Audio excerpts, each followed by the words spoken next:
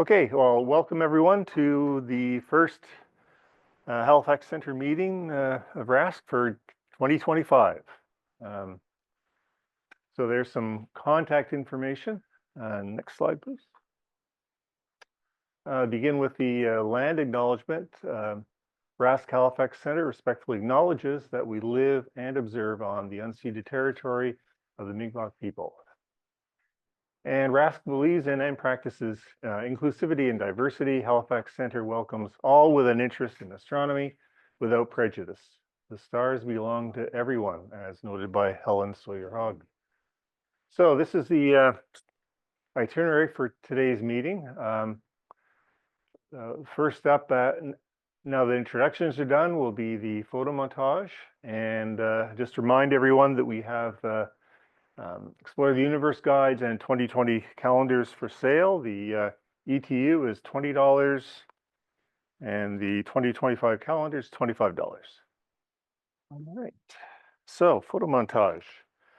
Well, unfortunately, January wasn't an awful lot better for observing and taking pictures than December, but we had a few clear nights, so there's a few images for people to see. This first one was taken by Jerry Black on, I guess, his early morning walk, and it was the full moon on the 15th of December. And Michael Bolshat got another early morning shot of the moon on December 28th as a crescent over the container piers. And Barry Burgess, a nice shot of the full moon just after it's rising on the 14th. And Stuart Cameron took this picture of, used his C-Star S50 to capture the star AE Aurigae here, which is responsible for illuminating the Flaming Star Nebula. And Dave Chapman sketching double star Phi Tauri. Jeff Donaldson grabbed this shot of the Seven Sisters, Messier 45. Lots of nebulosity there, and he captured all the some of the surrounding dust clouds really nicely. And Tim Doucette, through cloud/fog, was able to get a picture of Orion, bookended by Sirius in the bottom and Jupiter in the top right. That was his last picture of 2024. Paul Gray, last picture again of 2024. Jupiter, lots of lovely detail and the great red spot front and center. And a moonscape from Paul. Did you ever find out what part of the moon that was, Paul? I know roughly where it's at. Yeah. Right. Okay, so Paul's not sure if exactly what part of the moon it was, but it really looks like you're flying right over it. Nice image. I took this shot of the crescent moon in Venus in early December, and Jupiter had a not very close conjunction with the full moon on the 14th. There's Jupiter and there's the moon, and then I zoomed in with some different scopes, and that was what Jupiter looked like with the 4 Galilean moons and the moon with a little more color. Next one, please.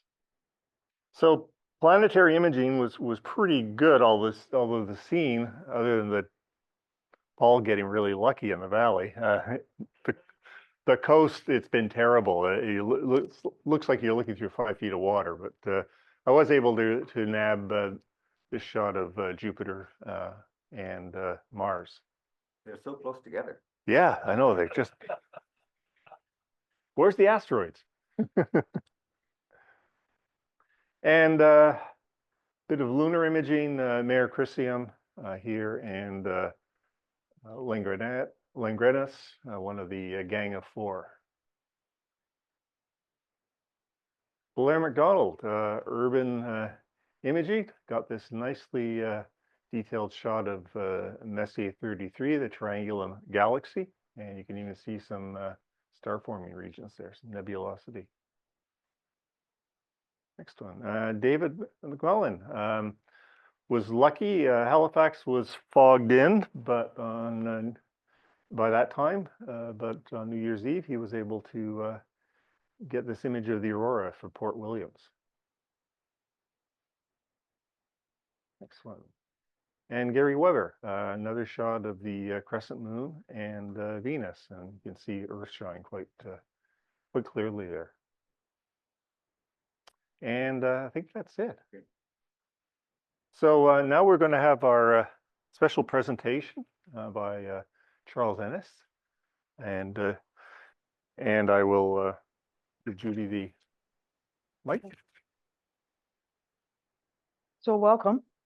Can I be heard in Zoom land? Okay. We hear you. All right. Good. I'll reiterate what David mentioned about the calendars. They're $25. I'll take cash or check here today, or you can, if those of you out in Zoom land, if you want me to mail to you, or even people in the room here, e-transfer our treasurer at treasurer@halifax.rasc.ca. Let them know what you want it for, what you're paying for, and your mailing address, and we will send you one. And the same thing is true with the ETU. They're $20 each. So cash check here or e-transfer to Greg Dill, our treasurer. But the main reason I'm standing up front is to introduce our guest speaker today. And it really does give me great pleasure to introduce him. I don't know if he remembers, but I first met him at the 2016 RASC GA in London, Ontario. It was shortly after he had published his first edition of Building a Small Observatory, and I got him to sign one for me. And if any of you want to borrow it, it's in our library. But nonetheless, he's now got a second edition of that one. But Charles Ennis, who is this dear soul? Well, he's past president of the RASC. In fact, he was president. I had the honor of working with him while he was in that role, and I was in the role of the chair of the National Council. He's the current president of the Sunshine Coast Center, and he's the founder of the World Asterisms Project that began back in 2021 when he chaired the RASC Inclusivity and Diversity Committee of the national organization. He's a very active astronomy educator, and he does educate quite a diverse population in his community and beyond. And he's a writer, host, or director producer of astronomical videos, and he listed 4 of them. Eastlink's TV Night Lights, if any of you have watched that here locally, he's involved with that. The RASC's Insider Guide to the Galaxy, the short Bravo documentary Starry Nights, and various other YouTube videos on astronomy. As everyone appreciates, wherever you are in the world, we all look up at the sky, and a different perspective of those stars is seen wherever you are. And if you look at the communities that translate what they're seeing up there, it will change as you go around this globe. So there are communities now that are trying to go back and record some of the older histories of these stars and asterisms, as he will explain. And I'm not going to say any more. I'm going to pass it over to a dear friend, Charles Ennis. Take it away, Charles. Thank you, my dear friend. I would like to say good morning because it's morning here on the other end of the country where I am in Seychelles, but of course it's afternoon there. Come on, there we go. All right, so welcome to you all from wherever you happen to be in the world. And I would like to gratefully acknowledge that I am coming to you where I live and observe on the unceded lands of the Seychelles First Nation. And what we're going to talk about today is the importance of ethnoastronomy, which is a relatively new field. It only started in the 1980s, but it has been a big passion for me. And it was started in June 2021, our World Asterisms Project. They told me it was crazy, too big, you'll never be able to do this. I just sort of laughed and kept on going. And now we'll show you where we're at here. So we're collecting sky cultures of the world. and helping First Nations, Indigenous people all over the world to recover sky cultures that corrosive effects of the occupying powers tried to erase. And asterisms, if you're not familiar with the term, that is an old Greek term which means stars with a name, basically, in the sky. Constellations are just official asterisms. And what is ethnoastronomy? Basically, it's finding out perspectives from all over the world from other cultures. It's amazing how many there is, actually. And it's based on something that we borrowed from your people, the Mi'kmaq. Albert Marshall created the concept of two-eyed seeing in 2004, which is a way of sharing those perspectives between two cultures with respect for each of them. So the scorecard right at the moment, we have 14,614 asterisms, including 457 names of the Milky Way. And that was from 585 world cultures, and that's only a fraction of what's out there. We're building this all the time. Names of the sun, moon, and planets, 1,633 for a grand total of 16,247. And yeah, we do telescopic asterisms too. And it was kind of funny when I started doing this project, I thought, gee, it would be great if I could get about 250, because I'm looking at all these observing lists all over North America for organizations that do have asterism observing lists. And there's usually about 100. Yeah, the current score is 3,751 and counting.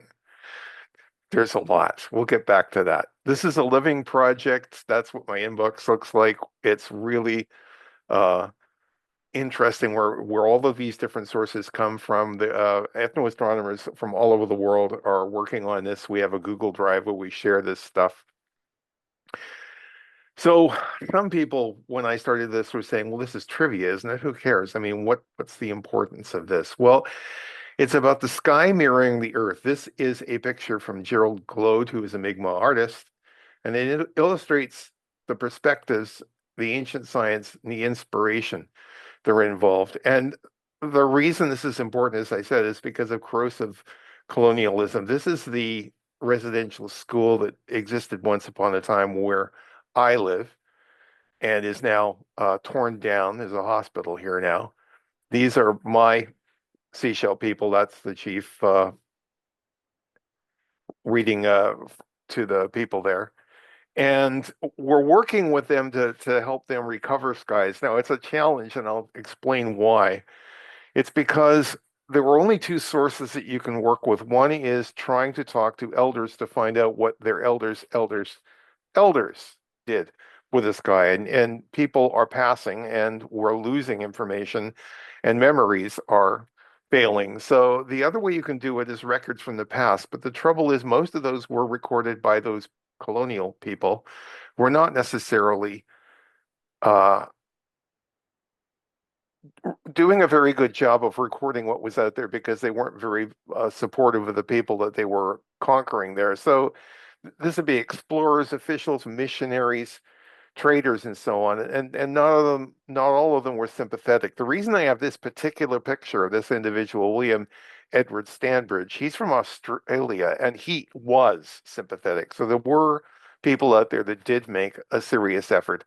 But the problem is they were recording information relating it to the version of the sky that they had access to, gained from star charts from the time, which were not standard and were constantly being changed.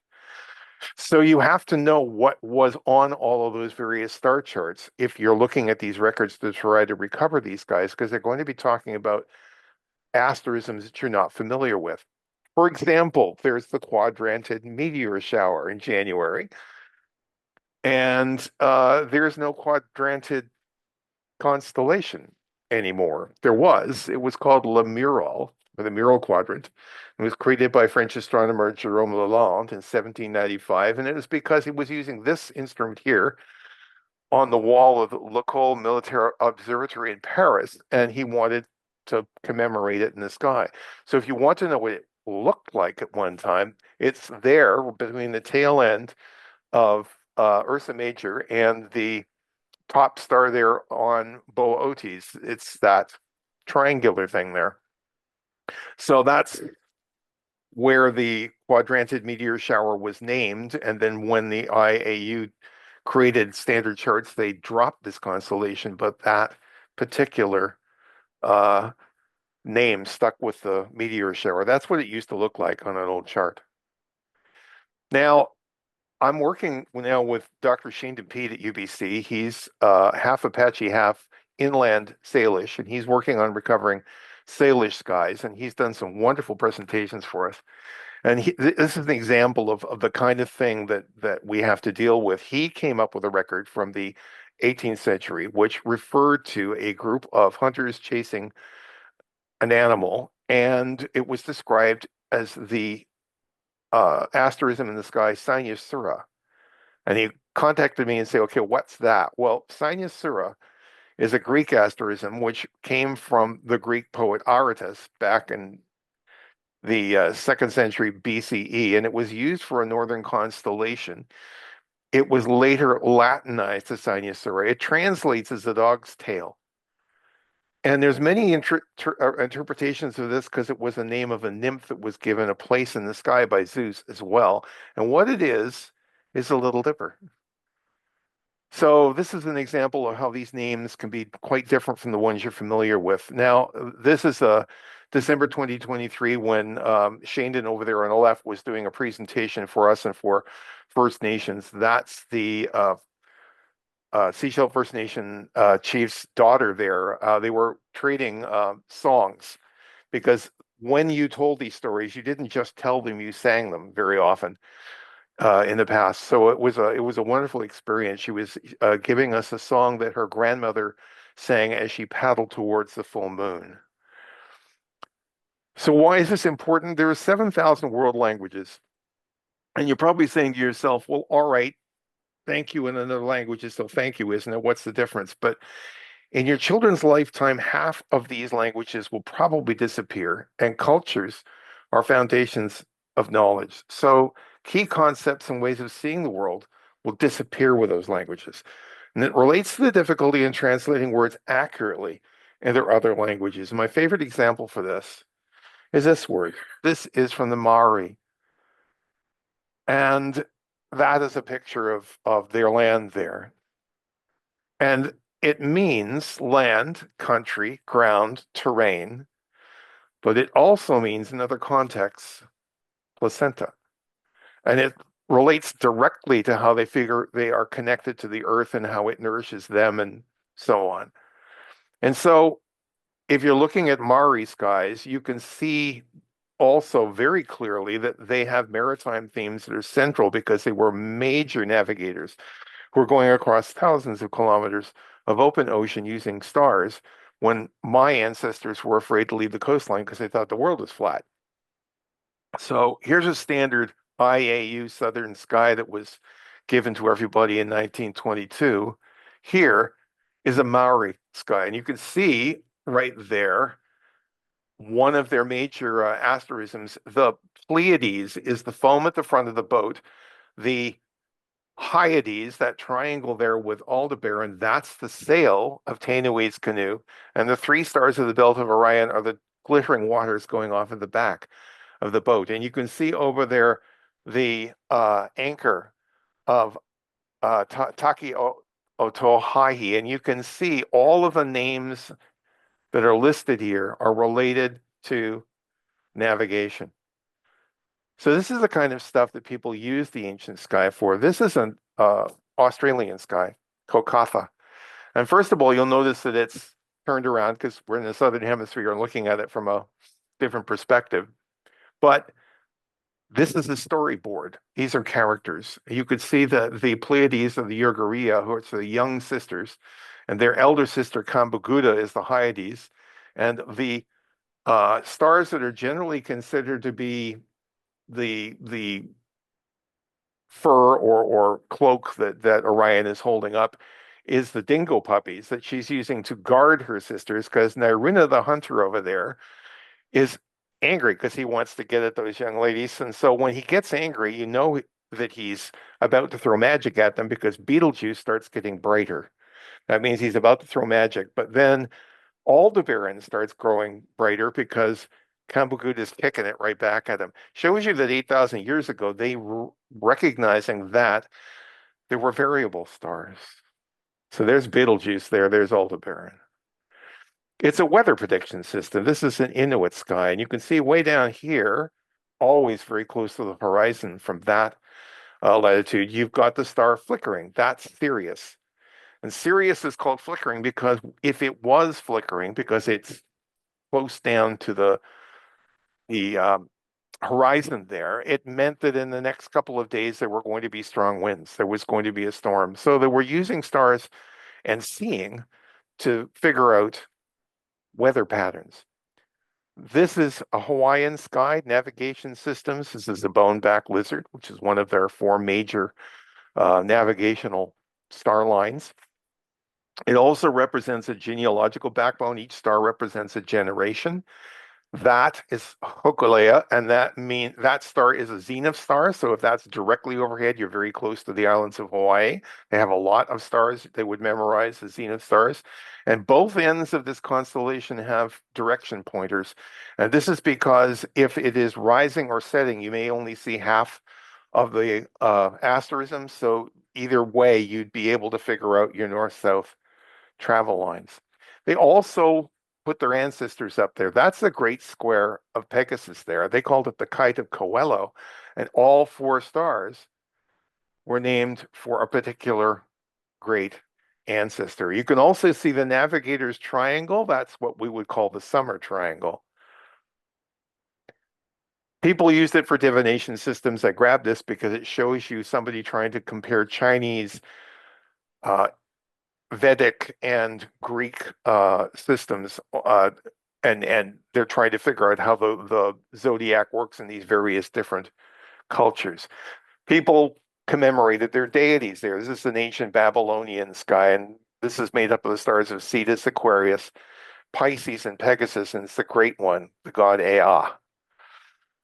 They used it to do calendar work, and archaeoastronomy is much older than ethnoastronomy, and the two work very close together because it's very easy to take something like Stonehenge or the Bighorn medicine wheel here and find star alignments in the sky that possibly could be valid. But the next thing you need to do is look at the culture and figure out what were they actually looking at and commemorating and doing stories about in the sky. And that will show you which of those alignments are actually the ones that you want to work with.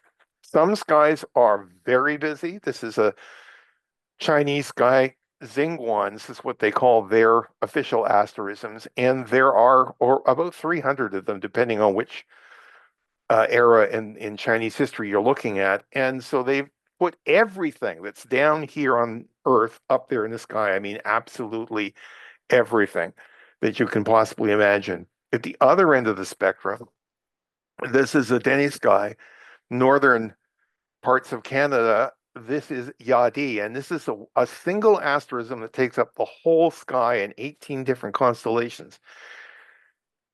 So they've only got one, but it's part of their culture, it's part of their stories.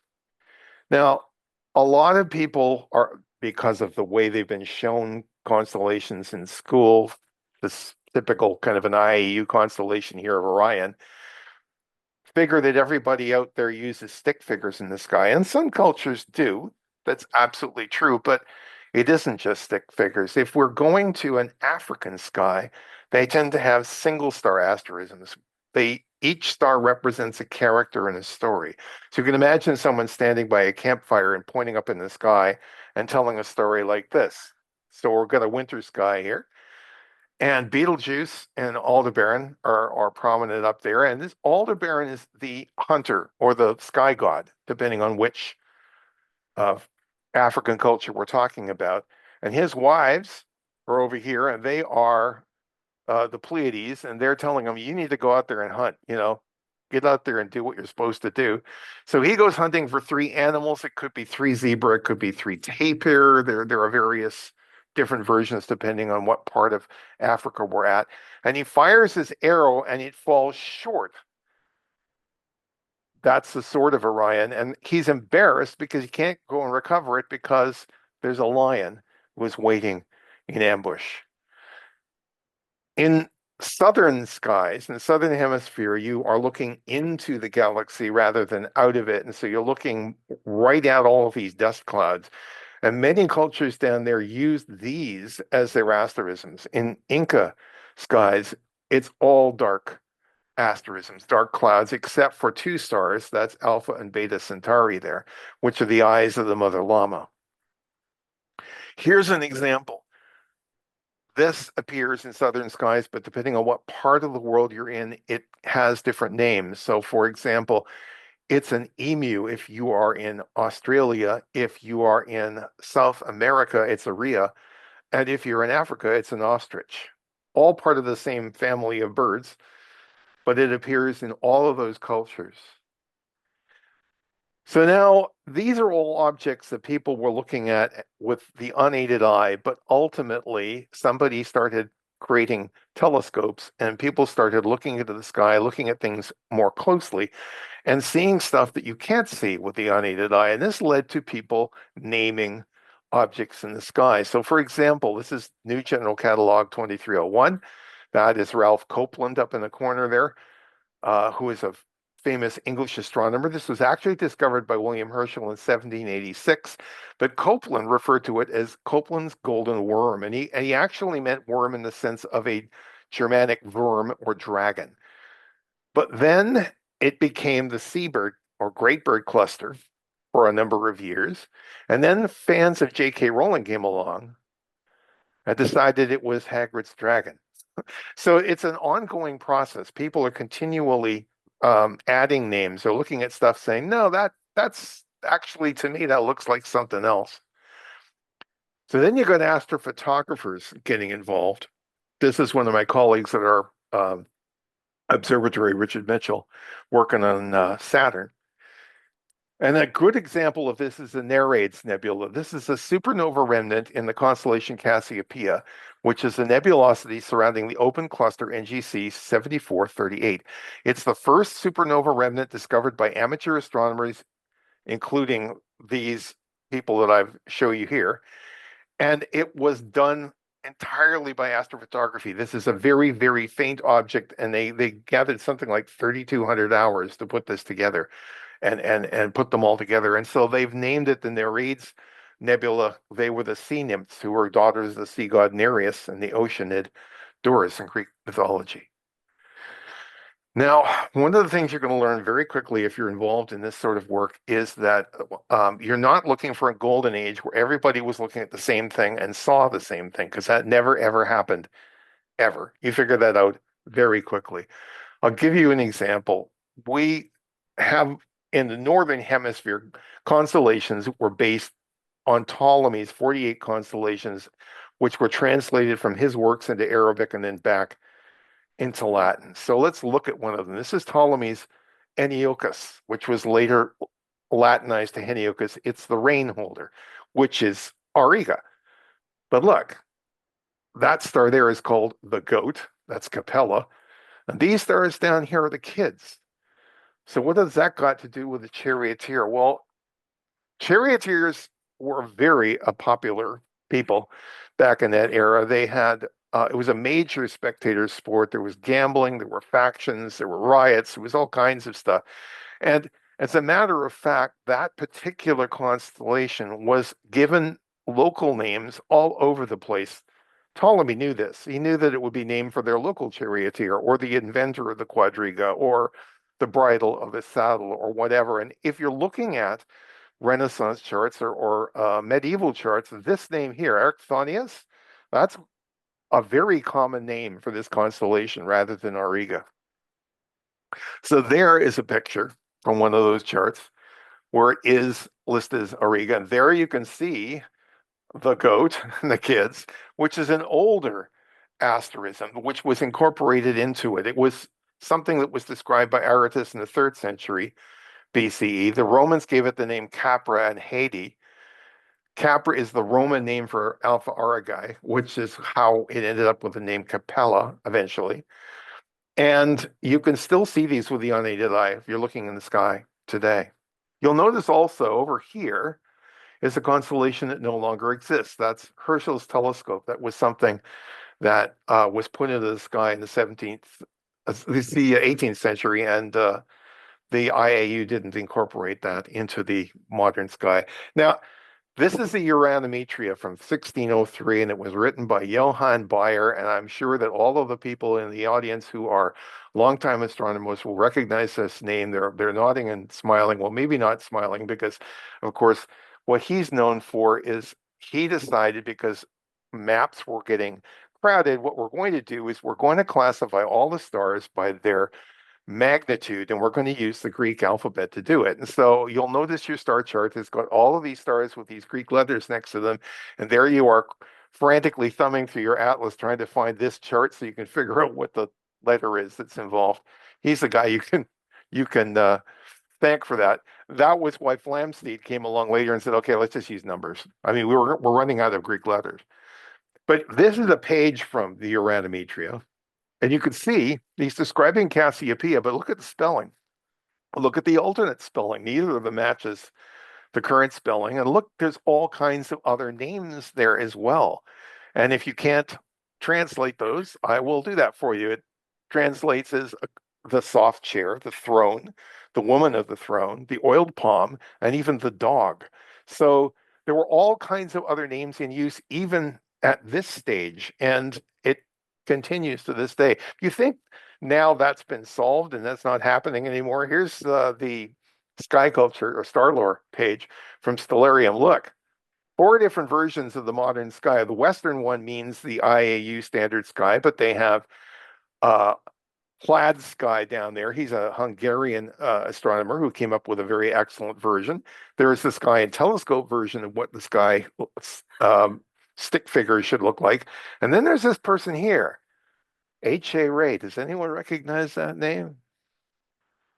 H.A. Ray brought us Curious George. He also brought us this, which is a very good book. Actually, I think his version of what the constellation should look like is probably one of the better ones. And I know an awful lot of my colleagues learned the sky from his book. Part of the problem you run into when you're doing this is you have people in this town here who have a certain set of stars with a certain set of names and a certain set of stories. And just the other side of the mountains, you've got the same set of stars, but maybe the same names, but different story, or maybe different names, but the same story. There is a lot of variation over a very small geographic area, and this is very, very common. So one of the things that, for example, my colleague Shane and Pete is running into is this particular Salish tribe sees the sky this way, but a few kilometers down the road, there's a different version. And it depends on perspectives.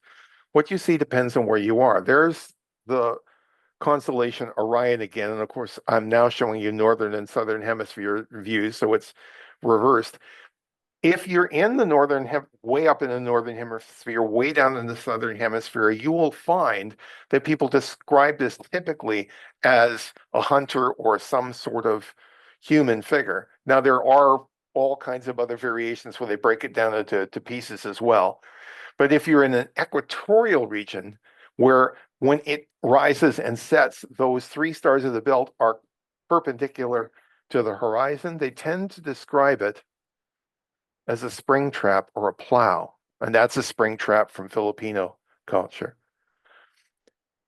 There are lots of names for each of these things in the sky. This is Ursa Major, and all of the kinds of names that you're going to run into if you are looking at this in various old charts: plows, wagons, wains, carriages, carts, chariots, wheels, bears being chased by hunters or animal predators, elk, camels, bison, bulls, lizards, caribou, herons, coyotes, wolves, 4 legs of bulls, loons, oxen, otters, birdie hens with chicks, crustaceans, rabbit nets, salmon weir, backsides of snakes, big-headed men, revolving men, men shot for stealing snares, thieves, lost hunters, shepherds, oxfords, birth women, blue women, brothers, sisters, girls, boys, sons, godmothers, grandfathers, spirits, Buddhas, sages, boats, rowboats, canoes, rudders, canes, buckets, dippers, ladles, saucepans, butchers, cleavers, cactus hooks, cradles, bows and arrows, fishers, shields, and even a rat. Because, I mean, you never saw a bear with a long tail, did you? So, let's look at one constellation and show you how these things develop. And the one that I've chosen is Leo. And there are 431 different versions of this, depending on what culture you're looking at. But this is a bunch of very bright stars, and so it's a good place to start. So if we're looking at ancient Babylonian skies, it was the Urgulu demon. And this is probably where the idea of the lion came from, because this was a lion with wings. And Aratus mentions the lion in his poem Phenomena in 270 BCE. Ptolemy used the lion as one of his constellations, and you'll notice that it's depicted as a lion from the side, okay, walking along in profile. And it appears in the Egyptian Dendera temple because that was from Ptolemy's age. They were starting to influence Arabic astronomy. So there's Ptolemy's lion right there. Looks very similar to what we have today on our charts, and that is Regulus, which translates as the princelet, which is the alpha star, the principal star, and that's what we got now in our IAU sky. But if we're looking at the Chinese sky, you can see they have quite a different view here. Remember, I told you they broke it up into all kinds of very small asterisms called Xinguan, and these here, that's Regulus, and you can see it's the head of a dragon. And the rest of the constellation is broken up a bunch amongst a bunch of other small asterisms, including an astronomical observatory. Ancient Egyptians saw it as a knife or a sickle. The Romanians and the Basques see it as a horse. The Lakota, and Nakota people see it as the fireplace there. They just use the front part of the sickle. In Mayan culture, they just use a single star. That's what they call Regulus, and you can see it's next to their asterisms Death and the Peccaries, because that's where our Leo is now. If you're Ojibwe or Anishinaabe, you've got the great panther with the curly tail right here. If you're Wardaman in Australia, it's the creation dog. If you're Barasana in the Amazon basin, it's a crayfish. And if you're Arabic, you'll notice that they don't draw it as it appears from the side. They tend to view their ancient constellations as viewed from above. So this is basically what the lion looks like in the sky, and it's much larger than Leo. It's made up of the constellations Canis Major, Coma Berenice, Leo, Lynx, Ursa Major, and Virgo. The mane is their Manzil al-Zubra, and their forehead is their Manzil al-Gaba. And Manzils are lunar stations, okay? So this is what it looks like spread out. You've got one leg there.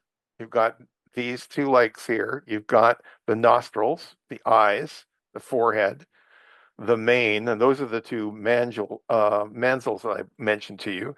That's their star of weather change, which is the nebula, was important in their weather predictions in their part of the world. You've got the back end over here, and you've got the tail. So the tail is Malat 11 or Calendar 256, which is right there, and looks like that. And that is a cluster you could see in a good dark sky back then. If we go up to the front end, this is the lion's nostrils, and you'll recognize that, but they called it the nose hairs or the sneeze. It's Messier 44. It's the beehive cluster, which looks like that. So that's the sneeze. So let's look at some other overhead views from Arab cultures so you can get an idea where some of these things came from. This is Aldebaran, which is the follower, and he includes camels and dogs. So it's this enclosure that you see right here. And Aldebaran down there, which means the follower, and he's got his two dogs up there, and he's got his she-camels there. And who is he following? He's following Al-Thuraya. Al-Thuraya is the Pleiades, or part of Al-Thuraya. It means the little abundant one. It's a very ancient name. The etymology is unsure. It's a female diminutive, and it's clearly a term of endearment. It's made up of the stars of Cetus, Perseus, and Taurus, and it's viewed from above. So you're looking down on top of this. There it is, all of it. There's the top of her head. Up here you have this arm going up into the sky, which is a beautiful arm. And this is the leprous or short arm down here. And the reason they call them that, this is basically them representing a balance between light and dark, good and evil, feast and famine, and her arms are embracing all the stars in the sky that they consider to be auspicious. So there's the top of her head, Althara. There's the beautiful arm, and you can see all of the stuff that's in the sky there. There's all kinds of star clusters all over the place there.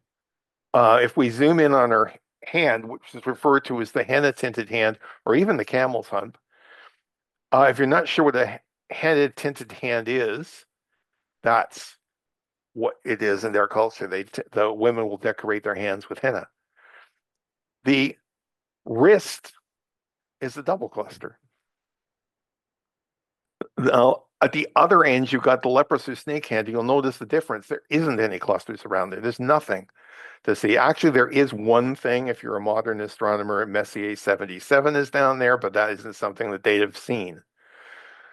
And that's what Messier 77 would look like if you had a telescope. So where does this leave us?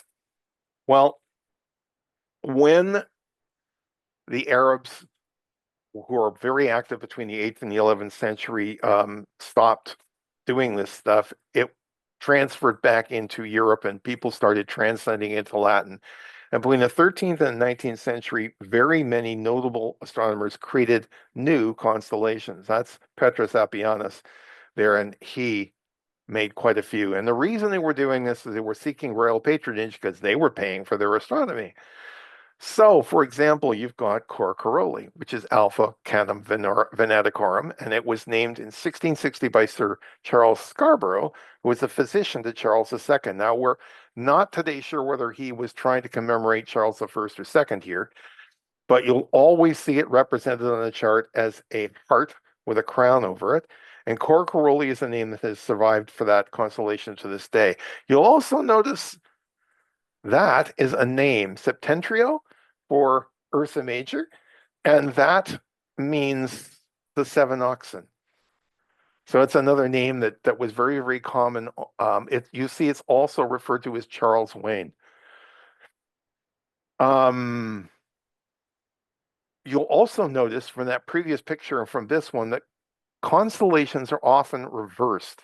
And this is because when you were looking at a chart by Abd al-Rahman al-Sufi in the 9th century from the Arabic skies, what they tended to do is show you a view of the constellation as viewed from down here, and then on the next page, a view from what it looked like if you were out there in space looking back. And so it's very, very common to see charts drawn that way when you're looking at the early medieval and Renaissance charts. They'll show you a view as if you were out there in space looking back at the Earth. In fact, sometimes they will show a map of the Earth behind all the constellations, which makes it rather confusing. That's what it would look like in al-Rahman al-Sufi's charts. That is a very good example. It's a beautiful book with wonderful drawings. So what happened was in 1922, the International Astronomical Union had been talking about this for 8 years, and they realized we are trying to share between cultures astronomical knowledge, and we're having a very difficult time because everybody's using different charts. So they finally decided, all right, we're going to say no more. We're going to finalize charts. Everyone's going to use the same 88 constellations. Now, it took about 4 decades for people to actually start doing this. There were all kinds of atlases published after this date that were still using the old constellations. And they created standard constellations in the southern sky. Now, the ones in the northern sky were based on Ptolemy. The ones in the southern sky were kind of a snapshot of science in the 1920s, because you've got telescopes and you've got furnaces and you've got sextants and all kinds of other instruments that would have been very, very useful to them back then. But then they realized quite recently, 2016, we got a lot of other things out there that people want to give names to. And if you're saying, I'm doing a press conference and I want to tell people about the exoplanet that I just discovered, I don't want to use this great big long name that's made up of numbers and hyphens and letters and things. I want a name that sounds like it came from Star Trek, right? So what they started doing, and they do it to this day, is a project called Name Exoworlds. And what they do every so often is take a list of all of the stars with the exoplanets that have been confirmed next to them, and they assign one to each country, and they ask them to come back with a name. And so we're now getting all kinds of wonderful names from all kinds of cultures all over the world for the star and its exoplanet. There's another aspect to this, and that is sometimes you run into situations where those skies have been lost and they can't be recovered. And this is something the Hawaiians ran into back in 1976 when they were starting to rebuild their culture, and they built their first voyaging canoe, which you see here. And they were looking for somebody that could teach them how to use the stars again. And they found this guy named Mau Pialug. That's him in the corner there. He is the Satwalis navigator. He's from the Philippines. And he basically said, no problem, same stars. We use the same stuff. I can show you how to do this. And if you've lost the names of your asterisms in the sky, that's not a problem either, because there's all kinds of other Polynesian cultures with similar languages that have probably got pieces of what you've got, and you'll recognize it because it may be spelled different, but it's basically the same thing. But if you've lost one, hey, it's your sky, name it again. And so the common name in Polynesian culture now for Orion is the cat's cradle, because that's a game that children play with strings with their fingers. That's a modern name. And they then named Polaris Forever Mau to recognize him. He's passed away now, but they wanted to remember the gift that he gave them by giving them back their skies. Now, this happens in modern times too. I don't know whether you've ever heard of the Burning Man event in the Black Desert down in the United States, but Brad and Catherine Templeton back in 2004 took the sky chart for the when that event was going to be happening and created this guy. And you can see they had a lot of fun with this. They created just a whole bunch of weird and wonderful constellations. There's, I think my favorite is Cepheus there. They called it Costco Cart Portus. It looks like a leaning shed. So you can check out all of these asterisms on the RASC website. Right now, they are in the process of migrating the website from the old Drupal 7 system to a WordPress system. And so we haven't done the latest update to it, because as soon as we put it up, it's probably going to come down. So there isn't a whole other point. But we have kept it up to date. If you're going to be one of our people helping us with our research and you're on the Google Drive, you'll see the current updated ones. And if you need that, we'd be happy to send that to you. But now I want to have some fun with you guys, because I want to talk about those modern telescopic asterisms. I mentioned this earlier. I was talking about various centers that do have observing programs for asterisms, and I started doing presentations. There was one I did recently called "Bring Your Own Asterism," and it was to encourage people out there to share these things. Now, some of them had already been shared, and you'll recognize them when I show them to you. A lot of them come from your center. So, do you have an asterism you'd like to share? Absolutely. I want to hear all about that. So, here are RASC asterisms. This one actually is Levy 157. This is David Levy's cane there, and it actually appears in one of the observing programs. This one is, I think, one of the ones I'm most proud of. This is Samantha Jewett, who some of them you will remember used to work in a head office with Shannon Dales. And when they were organizing the GA a few years ago, they came up with this asterism. And I think it's wonderful, because what you've done is you've taken the nebula and connected it with Arcturus and with Spica, and then Arcturus with Spica, and then Vindia Matrix in the middle. and you get what they call the connector, and all of those stars are doubles. It's a really, really clever one. And we use it now as the symbol of the World Asterisms Project. Anyone heard of Lucien Campbell? He was a member of the Calgary Center. He passed away years ago, but he is known for a whole bunch of different asterisms out there. This is the Little Queen, which is a miniature version of Cassiopeia. And you'll remember Campbell's Cascade and a bunch of others that he has up there. Here's some of yours. Okay, this is the 5-pin bowling alley. Everybody will probably recognize that's the Pleiades. Just for your information, the Pleiades, there's about 581 names so far for this thing, depending on what culture you're looking at. And it appears way back in Homer's Iliad and Odyssey in the 8th century BCE. This is the Orc, which is also the West Vale Nebula. There's Filamentary Nebula in there, the Lacework Nebula. It's the Witch's Broom Nebula, which is what I'm using as a background here today. And it's got Pickering's Triangular Nebula in there as well. There seems to be two different groups back there in your part of the world. One sees Capricornus as Orion's backpack. Others see it as Orion's underpants. I think I prefer the underpants one myself. But there are 174 other names for that constellation in other cultures as well. And this one I think is brilliant because you guys seem to have a surplus of people named Dave. You took the summer triangle when the first letters of the three principal stars there, and you made it into the triangle Dave. But it's also known as the summer triangle, the navigator's triangle. I showed you that earlier in Hawaiian skies. And if you're looking at ancient Norse skies, it's the Swan Maidens. You've got a V up there in the sky as well. But there are other people up there. This is my wife. And this is her contribution. That's a California nebula up there. And this is a California beach umbrella, which I think is brilliant.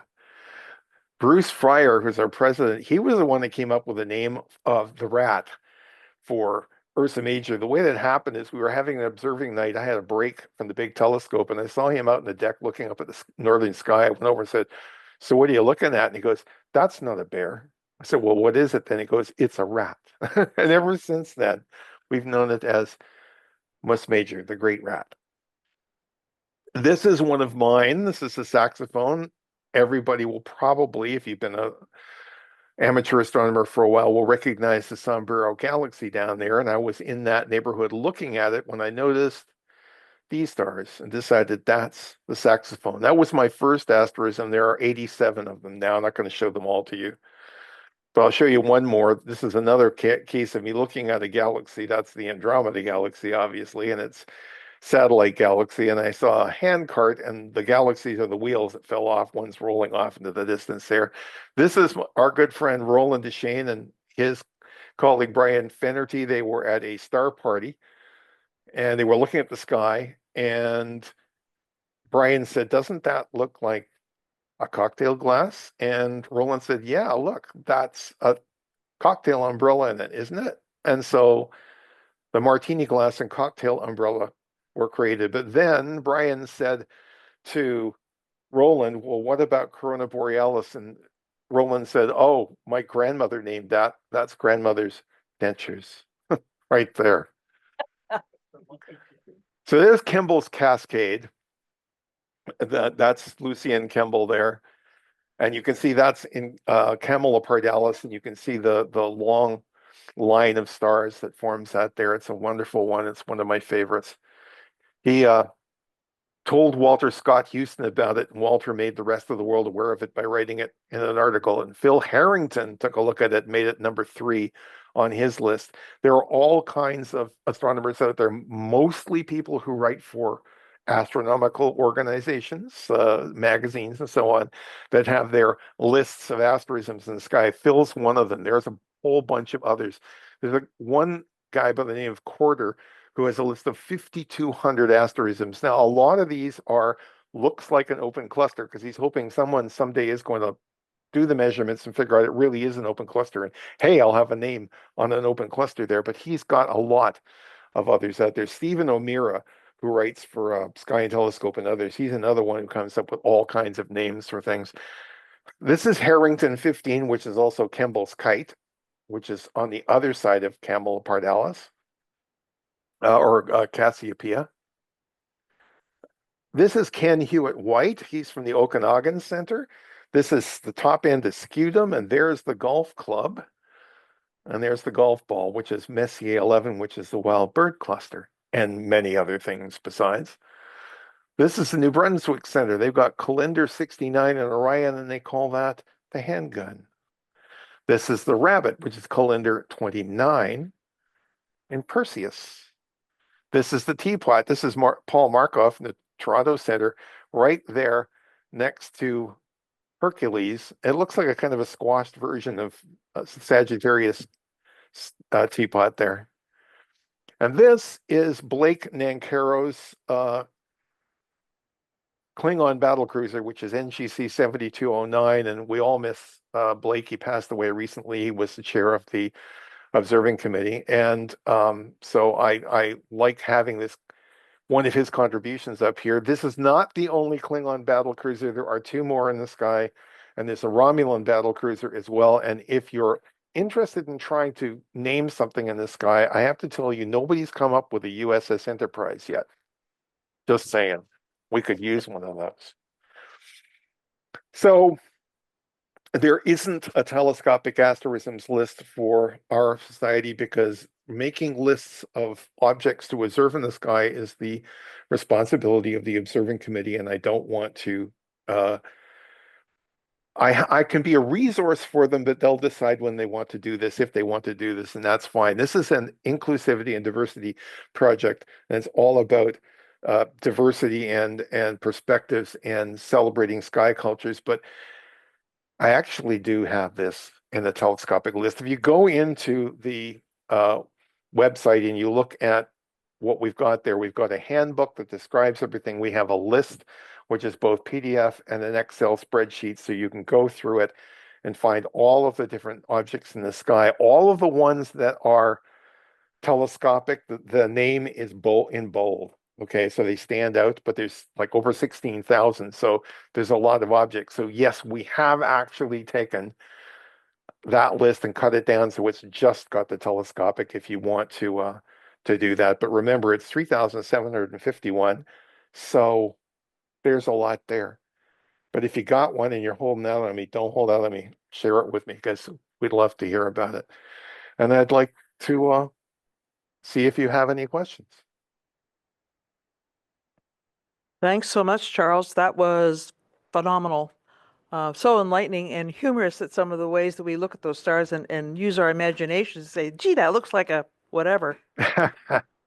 Any questions here or in Zoom land?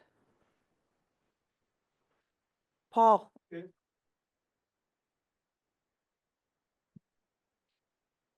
Hi, Charles. Paul. It's not so much a question. It's. I remember the first meeting when we talked about this on the I&D committee, and I think we had Salish, Blackfoot, Algonquin, and Mi'kmaq. That's where we sort of looked at the start, and you've come an Yeah, awful we long didn't way really since have then. anything in Salish then. We do now. Yeah, but it was like the first concept of who had contacts in what area to try to start this. And it's amazing how far you've gone with it. Well, thank you. Shane DePete's coming back to talk to us in a few months at our center, and he's done an amazing job with this. If you need a speaker to talk about First Nations skies, he's a great guy. What he does is he brings up a picture of the sky, and he says, this is what the sky looks like now, but this is what it looked like to ancient people, and a whole bunch of the stars and the Milky Way disappear.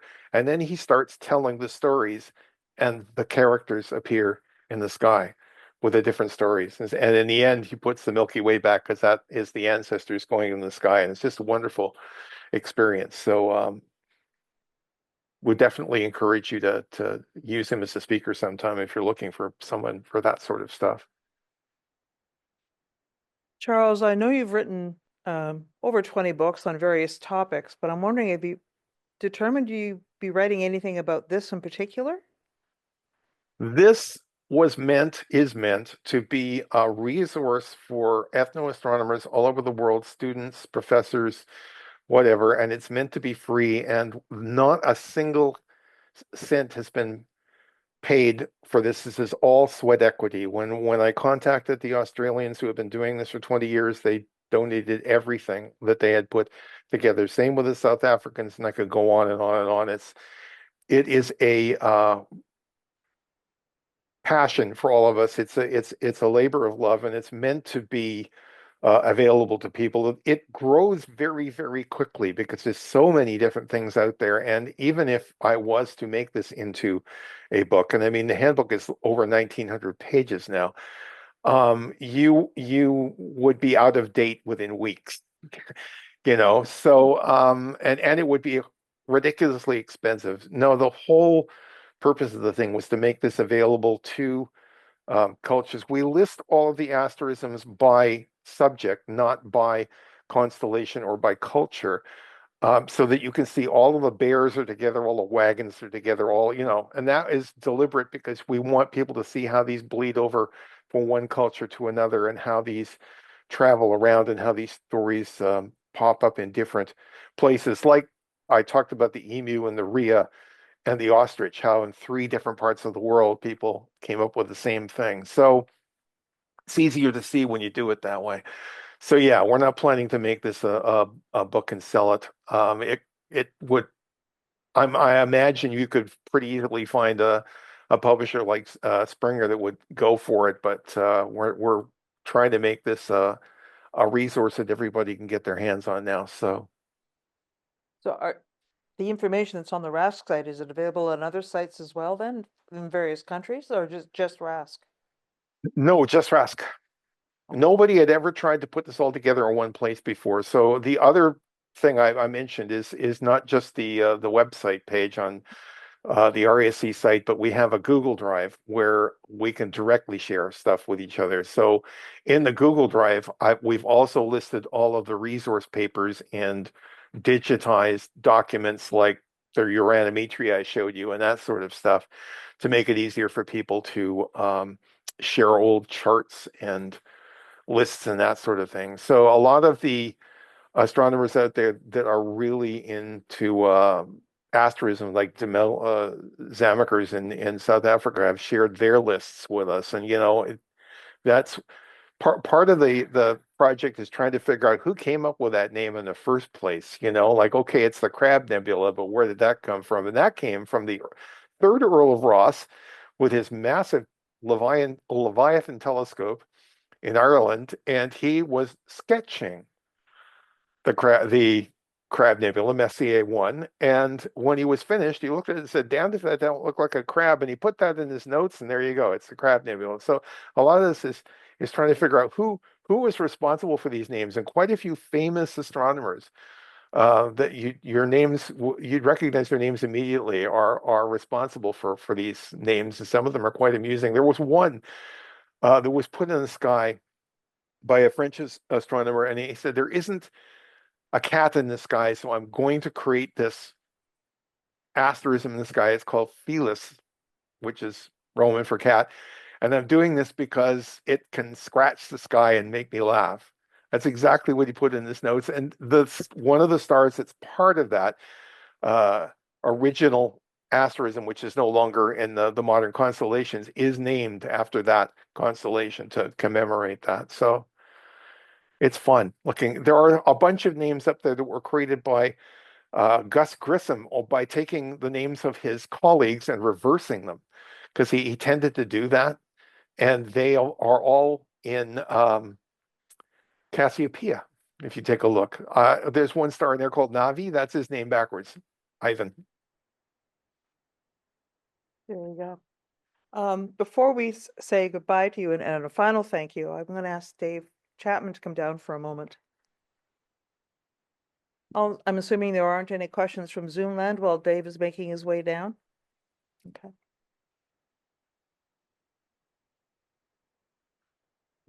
Oh, just hang on to it and speak into the mic. I've got only 2 hands.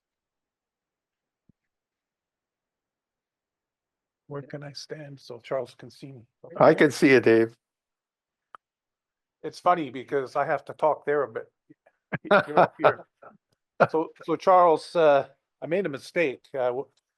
Somehow I got the idea that you were going to be here in person today, and we were talking on the phone the other day about something else.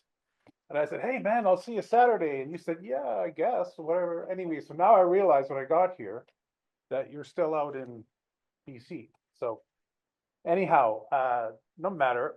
We actually put together a little thank you gift. I don't know if you can see that. I'll get Yes, thank you. closer. So this is Moon and the Seven Bird Hunters. It's Wonderful. it's the book version of the story that you can find online, and it's by Merdina Marshall, and it's in actually English and Mi'kmaq. It's published here locally by Nimbus Publishing, and so we're going to send this to you. I guess we'll have to get your address, but we've a number of people on the local committee have signed it as a thank you for your presentation today. So Oh, thank you. That's wonderful. yeah, so even if you have a copy of this, you don't have one that's signed. I so don't. we can get it So I anyway. really appreciate this. Okay. Well, anyway, Thank you, Dave. here's- Well, thank you for the opportunity of doing this. If anyone has any questions that they think of later, don't hesitate to contact me. I'd be happy to answer them for you. That happens all the time. And again, if you've got an asterism you haven't told me about, tell me because we'll put it on the list. Great. So thank you very much again. Great. So this is the point in the meeting where we take a 15-minute break. And so do whatever you'd like to do for the next 15 minutes. One of the things that Jerry and I brought with us this week, I'm sorry people in Zoomland can't appreciate this, but last month at our AGM, Lisa Ann Fanning addressed stereoscopy. And we have two books that have stereoscopic images, and in one of them, Lisa Ann's photo is in it. So please take the opportunity to come look at them. They're fun to look at, and we'll see you. What time is it now? I haven't got a watch. So we'll see you at past. Thank you all. See you soon. And again, thank you, Charles. Okay. Everyone hear me? We're good. So we're back from our social break, and next up is Paul Heath with Food for the Soul. All right, based on today's topic, I wrote this a couple years ago, and I felt it was a good time to reprise it. I wrote this poem based on an upsurge of recognition of ideas and ideals from many First Nations groups around the world. Our RASC, the World Asterism Project, Dave and Kathy's Mi'kmaq Moons with Two-Eyed Seeing, and also at about the same time, the discovery of Hipparch's star catalog beneath an old Christian manuscript that was found.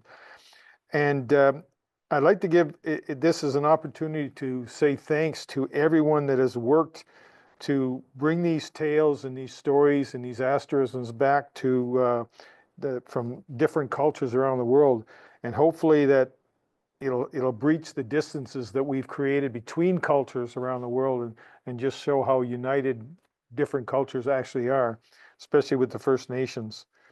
So this is my poem is my attempt to thank everybody that participated in developing these programs and recovering all these stories. Painted images. In ages long past, stories, sages and storytellers paced the embers' fading glow. In villages scattered around the lands, upon the stars, heroes and creatures great and small were painted images across those glittering skies. Woven as they pace, morals within each vision were held up to the stars, retold through ages long as embers faded before the dawn. In ages past, with patient measure, motion of the glimmering firmament unfurled, on papyrus and stone recorded, where once only grand images across the sky were realized. Then the fires were not left to die. Embers focused quiet, lost in glare-filled skies.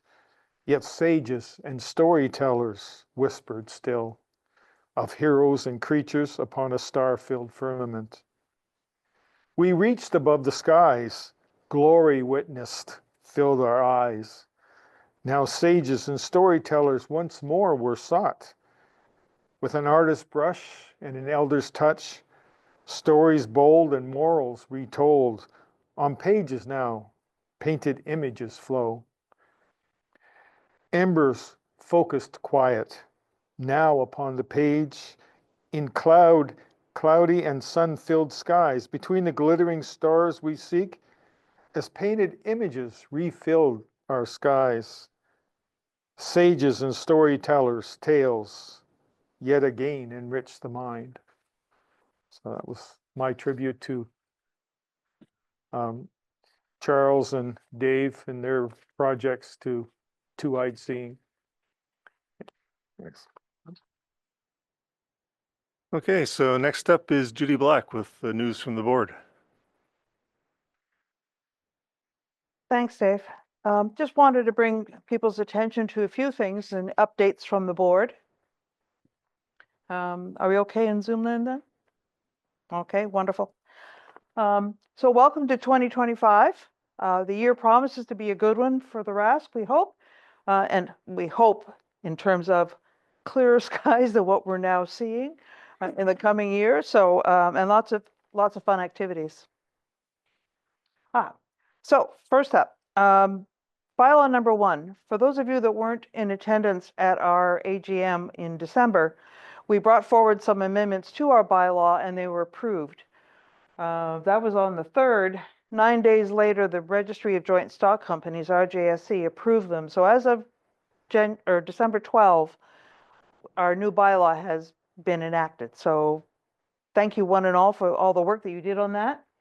And you'll notice that when we advertise our meetings now, the terminology has changed. We're using the term public meeting for this meeting, not members meeting. The rationale being our bylaw stipulates that members meetings are business meetings, and this is not a business meeting. So we've changed it to be public for that reason. And also when people look at our website and say, oh, it's a public meeting, I can go. And versus a members meeting, say, well, I'm not a member of RASC and therefore I can't. So hopefully we can encourage more people to attend meetings and hopefully get involved with the RASC down the road. The Astro Imaging Contest winners were also announced in December. We certainly want to, first of all, give a really huge shout out to Alan Sutherland of Atlantic Photo Supply for providing the prizes to the winners. The winners are Widefield Jeremy Kuzov for his shield. Oops, I spelled down wrong. But nonetheless, that was a beautiful shot of the Aurora Borealis. Jerry Black's deep sky image of the Monkey Head Nebula. Solar system, we had a tie between David Hoskin and David Hoskin for his 2 images, one for Petavius Crater, the other for the total solar eclipse montage. And then the people's choice was Jason Dane's comet C2023A3 in the Milky Way. So congratulations to the winner.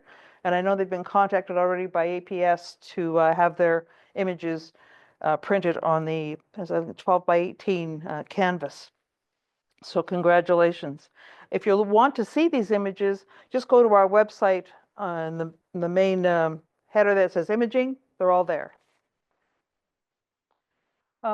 Elections and appointments. As you know, we now have a newly elected board. One of the positions, and appointed positions were approved.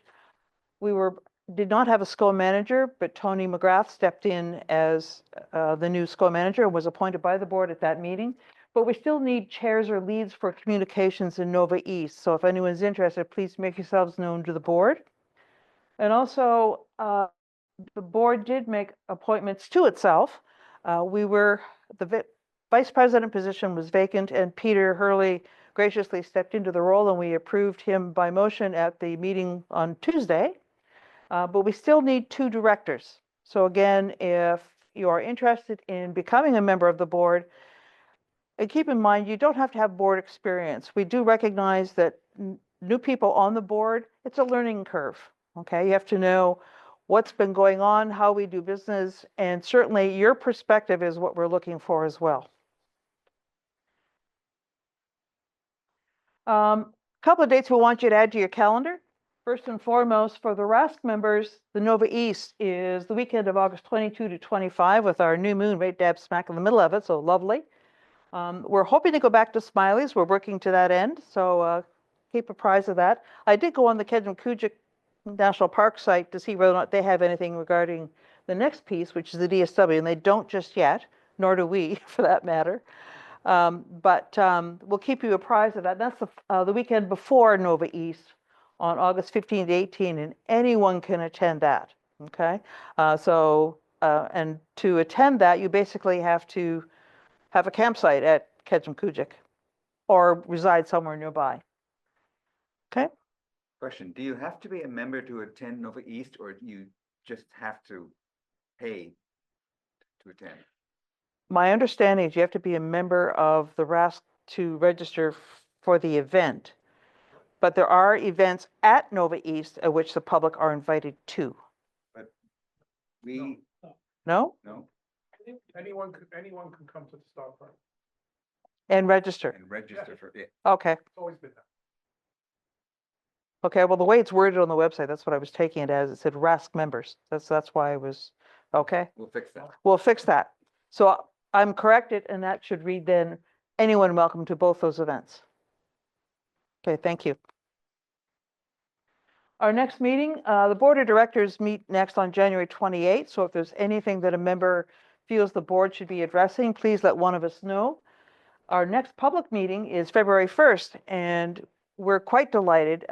Dr. David Turner is going to be addressing the Indian Point meteor crater near Mahone Bay somewhere. He offered to bring this to our attention, so we're quite excited about hearing about this. So please join us next month. One of the things that we haven't done in the past is apprise members of the National Council and what it's up to these days. Our center has one representative. The National Council is personed by one representative for every 200 members that a center has. So in other words, if you have 201, you have 2 reps. But we have less than 200, so we have me, who was recently reappointed in that role. I also happen to serve as its chair current time.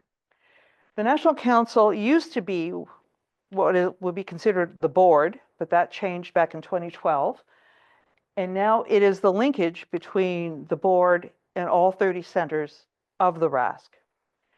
We work on strengthening 3 pillars: collaboration, communication, and transparency. And this certainly became very evident of the need to do so following 21-22, when there was quite a kerfuffle at the national level.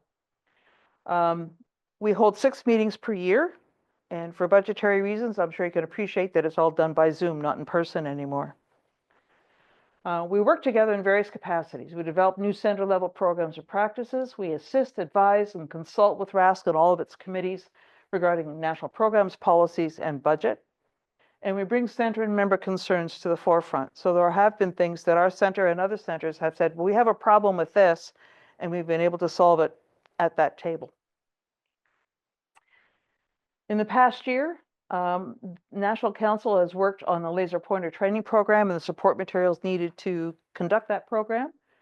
And we do have some people trained here locally as well. And in the consultative role, the National Council initiated contacting the editorial board regarding electronic versions of key print materials, such as the OH and the calendar. Can we do it electronically versus print only? And the RASC Education and Public EPO, Education and Public Observing, anyway, EPO regarding the RASC Center Operations Manual. And that's a center resource to assist centers, especially smaller ones or those planning on becoming one, how to do so. And it also serves as a resource for us too, who have been here for a while. We did a major revision to the National Council terms of reference and their position descriptions for the executive roles, and it was approved by the board, the RASC board, in December. And we strongly encourage the reintroduction of RASC outreach materials, which for a couple of years, as you can appreciate, because of budgetary restraints, were off the books. But those 2 items, the starfinders, the moon gazers are back in, and we will, in fact, I've been in touch with Dave Hoskin as to how many we need, and our order is in for these items, and other centers have as well. So those 2 items are being funded for future use. And it was announced just recently this past week in the January bulletin, monthly bulletin, so you can read it there. I think that's pretty much it. So any questions? Peter?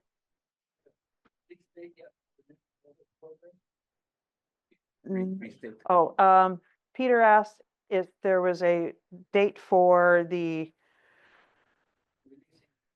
releasing the new NOVA program. I've not heard of that yet. Certainly ask. I'll ask that on our behalf if you'd like. Okay. Okay, thank you. Because the next meeting of the National Council is not till February 9, you won't hear from me next month other than on the council.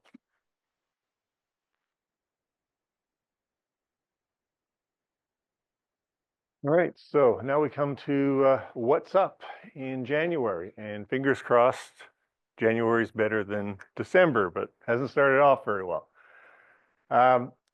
So days are getting a little bit longer, but it's still dark enough to observe after the supper hour, so that's handy. Next one, please. This is what the sun looked like on January 11th. You can see that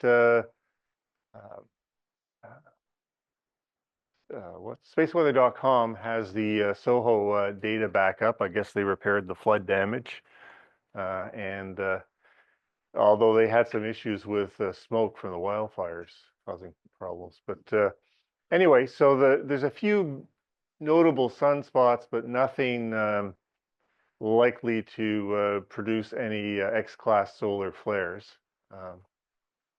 So no aurora in the near future. Next, please. The moon, pretty active this month. It was near Venus on January 3rd, at the same time as the quadrant meteor shower peak, but it was cloudy in Halifax. I don't know if it was better anywhere else. On the 4th, the moon was near Saturn. First quarter, the Tom Cod spawning moon was the 6th. On the 9th, the Pleiades were occulted by the moon, and cloudy here, but I saw some nice images people had taken where the moon had been better. Moon's near Jupiter on the 10th, and the full moon is coming up on the 13th. 13th doesn't look good for a clear sky, which is too bad because the moon will also occult Mars on the 13th, and that'll be visible from Halifax. So it would have been a really nice to observe that or take pictures of it. On the 14th, the moon's near the Beehive cluster, and then last quarter on the 21st, and the new moon on the 29th, and that'll be the snow blinding moon, and the month ends up with the moon near Saturn. Next, please. So if the skies had cooperated, this is what you would have seen on the 3rd and the 9th. Would have been really nice through binoculars. Next, please. The 10th, which was last night, that's what you would have seen, Jupiter near the moon. And the 13th, you can see Mars that's just before Mars moves behind the moon. And good timing too, 10:30. Don't have to stay up too late to see it. And the 14th. Yeah, we're not. Yeah, Jerry's just saying he's got a new mount coming, so that takes care of the skies. For one of those fancy non-weight strain wave mounts. Yeah, that's gonna do it for us. On the 14th, the Beehive cluster will be near the nearly full moon. Nice binocular sight. Best time to do the explore the moon, the different craters and mare is around the time of first quarter. Next, please. And the planets.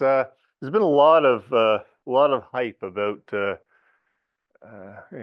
on Facebook and other sites, clickbait about you can see all the planets in the solar system at once, and well, it's a bit of a stretch. True, you can see them all, but and all during kind of waking hours almost, but they're not all going to be lined up in a nice close fashion. So Mercury will be visible low in the southeast just before sunrise.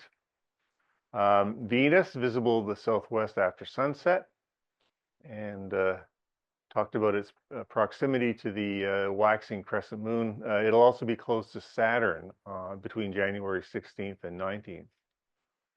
Mars rises soon after sunset. You can look for it between Cancer and Gemini, and closest approach to the Earth is on the 12th, and occulted by the full moon on the 13th.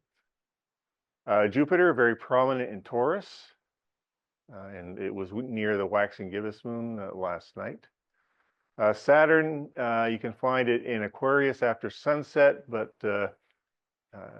it sets during the night, so it's getting fairly low on the horizon. And near the waxing crescent moon on the 4th and the 31st. Uranus still in Taurus, visible with a telescope or binoculars after sunset, but if you're in a really dark site and your eyes are good, you can see it with the unaided eye. And Neptune is a telescope target in Pisces after sunset, and it sets just before midnight. So it's true, you can see all the planets this month, but you have to get out there at different times to see them at their best. So this is what the 4th would have looked like, and that would have been quite nice, the Moon, Saturn, and Venus. Would have been a nice wide field picture. Next one, please. On the 17th, Venus and Saturn quite close together. So a conjunction and a potential wide field photo op if the sky cooperates. Next, please. And the 31st, another nice photo op. So Venus, Saturn, and the crescent moon. And the quadruped meteor shower was on the predicted peak was at 3 p.m. on the 3rd. Again, we were clouded out. I've seen a few pictures of it.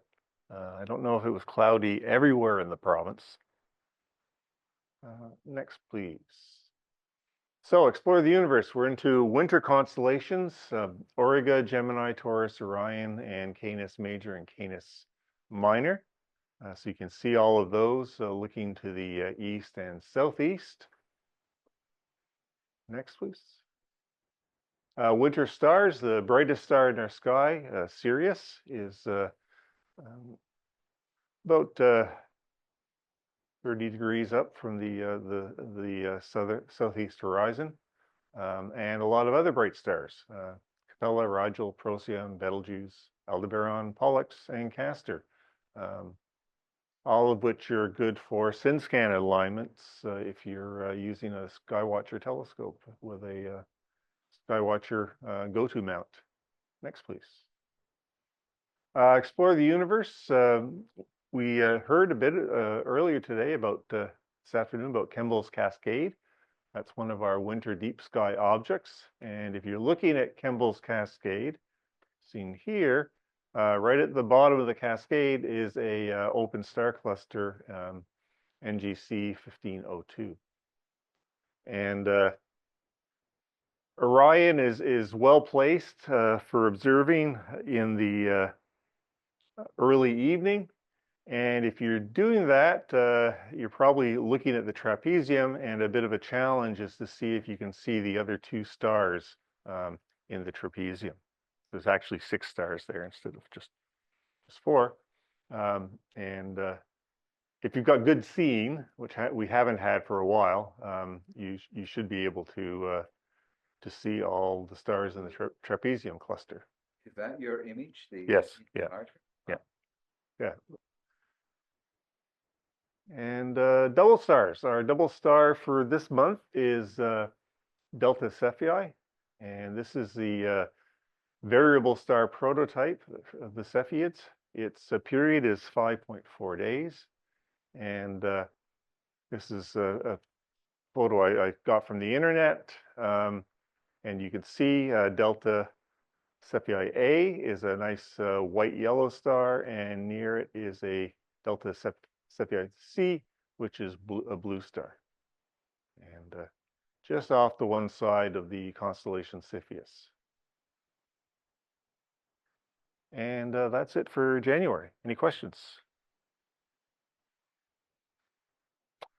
Okay, if there's no further questions, I think that's all we had for this month. So keep your fingers crossed for clear skies, and we'll see everyone next month, February 1st. Starting off February with a meeting. Excellent. Okay, goodbye all. Please hang up and try again.